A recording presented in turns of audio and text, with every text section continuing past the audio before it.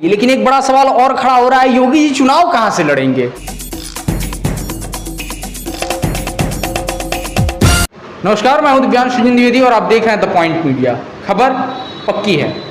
इस वक्त हमारे साथ मौजूद हैं भाजपा के भहुआ पार मंडल के महामंत्री श्रीराम पांडे जी।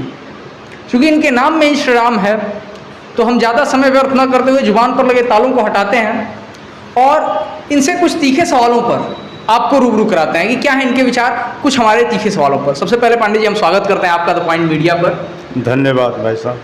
हम जानना चाहेंगे आपसे, चूंकि आपके नाम में श्रीराम है और भाजपा की राजनीति ज़्यादातर कहा जाता है कि श्रीराम पर ही केंद्रित रही है, ऐसा क्यों?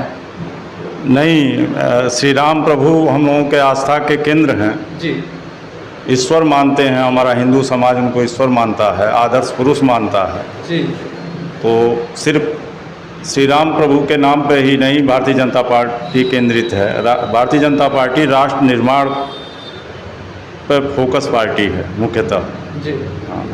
पहली बार मुझे लगता है आडवाणी जी के नेतृत्व में सरकार बनी थी, तब एक नारा था बच्चा बच्चा राम का, जन्मभूमि के काम का। तो कहा जाता था कि जब आप लोगों ने नारा दिया था कि मंदिर वहीं बनाएंगे, विपक्ष कहता था तारीख नहीं बताएंगे।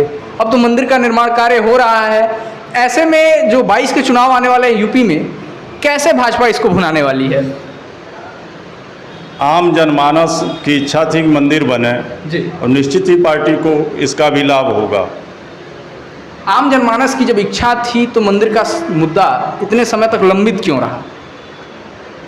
कोर्ट में लंबित था। भारतीय जनता पार्टी न्याय में विश्वास रखती है। कोर्ट के आदेश से, सरकार के प्रयास से मंदिर निर्माण हो रहा है। इस समय ठीक ठाक अच्छे तरीके से हो रहा है। इस समय वर्तमान में जो उत्तर प्रदेश की स्थिति चल रही है, आपकी पार्टी की सरकार है और ब्राह्मण जो कि राजनीतिक हाशिए पर थे वो इस समय सभी पार्टियों के राजनीतिक विचार बिंदु के केंद्र बन चुके हैं। मायावती जी, उनकी पार्टी भी इस समय ब्राह्मण सम्मेलन कर रही है। ऐसे में क्या कहना है भाजपा की ओर से आपका? कोई पार्टी ब्राह्मण सम्मेलन करे या कुछ भी करे, भारतीय जनता पार्टी की सरकार में इस समय चारों तरफ विकास हो रहा है। आम जनमानस का सारे काम हो रहे हैं, तो किसी के सम्मेलन करने से कोई फर्क नहीं पड़ेगा। क्योंकि मैं भी ब्राह्मण हूँ। मेरा मानना ये है, ब्राह्मण समाज जो है राष्ट्र हित का सोचता है, सारे समाज के हित का सोचता है, व्यक्तिगत हित का नहीं सोचता है। तो निश्चित भारतीय जनता पार्टी ऐसा सारा कार्य कर रही है। ब्राह्मण समाज भारतीय जनता पार्टी के ही साथ जाएगा। ब्राह्मण समाज भारतीय जनता पार्टी के ही साथ जाएगा, ऐसा आप कह रहे हैं, लेकिन कहीं ना कहीं उत्तर प्रदेश की राजनीति में इस बात से कोई इनकार नहीं कर सकता कि ब्राह्मण इस समय सत्ता पक्ष से थोड़े से नाराज चल रहे हैं, जिसे बाकी पार्टियां भुनाना चाह रही हैं। चाहे वो परशुराम जी की मूर्तियां को लगवाने का वादा करे कोई, या ब्राह्मण सम्मेलन अभी आपने हाल फिलहाल देखा। और इस बात से तो कोई भी इनकार नहीं कर सकता कि मायावती जी जब मुख्यमंत्री हुआ करती थी, लगभग 80 मंत्री पदों पर उन्होंने ब्राह्मणों को स्थापित किया था। ऐसे में आज उनका जो सम्मेलन है, भाजपा का वोट बैंक माना जाता है ब्राह्मण, कितना हानि पहुंचा सकता है उस वोट बैंक को?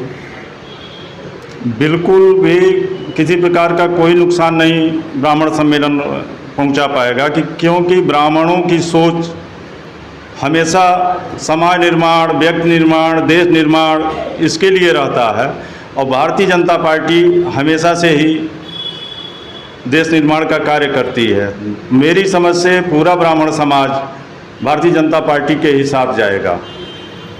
ये जो ब्राह्मण सम्मेलन हुआ है या जो अभी ब्राह्मणों को लेकर के राजनीति चल रही है, तो इसका काउंटर बीजेपी कैसे करने वाली है आपके हिसाब से? बीजेपी के कार्यकर्ता, बीजेपी के लोग हर दिन समाज में रहते हैं। ये आज सम्मेलन कर रहे हैं। समाज में हर रोज़ बीजेपी कार्य करती है, विभिन्न तरीक़ों से लोगों से जुड़ी रहती है। तो इन सम्मेलनों का कोई असर नहीं पड़ेगा। पार्टी के कार्यक्रम अनवरत चलता रहता है हमेशा। जैसा कि अभी संसद के सत्र के बाद प्रधानमंत्री जी ने बैठक बुलाई थी और उसमें कहा भी था कि दल के जो लोग हैं वो जनता के बीच जाएं और जनता को ये बताएं कि विपक्ष किस तरह से उनके काम में बाधा पहुंचा रहा है। ऐसे में जनता के बीच में क्या प्रतिक्रिया रहती है आप लोगों के प्रति? अच्छी प्रतिक्रिया है। मोदी जी की सरकार ने जितने जनता के हित का कार्य किया, आज आज़ादी के बाद से अब तक कभी किसी सरकारों में उतने कार्य नहीं हुए। विपक्ष भ्रम फैलाता रहता है, हम लोग समझाते हैं, सरकार की योजना और उनकी नीतियों को जन जन तक पहुंचाने का कार्य करते हैं।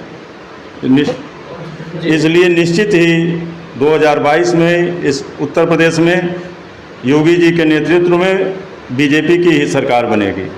चलिए, ये आप दावा कर रहे हैं योगी जी के नेतृत्व में सरकार बनेगी, लेकिन एक बड़ा सवाल और खड़ा हो रहा है, योगी जी चुनाव कहाँ से लड़ेंगे? क्योंकि वो पहले लोकसभा में थे, अब विधानसभा में है, गोरखपुर उनका गढ़ रहा है, और अयोध्या से कयास लगाए जा रहे थे कि योगी जी चुनाव लड़ सकते हैं। अभी काफ़ी गहमागहमी चल रही है पार्टी में अंदरूनी तौर पर, जहाँ तक हमें ज्ञात है हमारे सूत्रों से। तो ऐसे में योगी जी चुनाव कहाँ से लड़ सकते हैं? ये पार्टी के बड़े नेतृत्व का काम है। समय आने पर मोदी जी, अमित शाह जी, जेपी नड्डा जी जहाँ से चाहेंगे योगी जी वहाँ से चुनाव लड़ेंगे।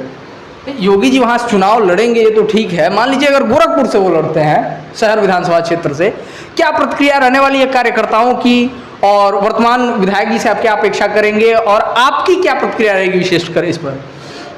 गोरखपुर से अगर वो लड़ते हैं तो किसी भी सीट से लड़ें, योगी जी निश्चित ही जीतेंगे और खुशी होगी हम लोगों को। बहुत खुशी है कि हमारे ज़िले के हैं और मुख्यमंत्री हैं, विधायक भी हमारे ज़िले से वो हो जाएं तो और खुशी रहेगी।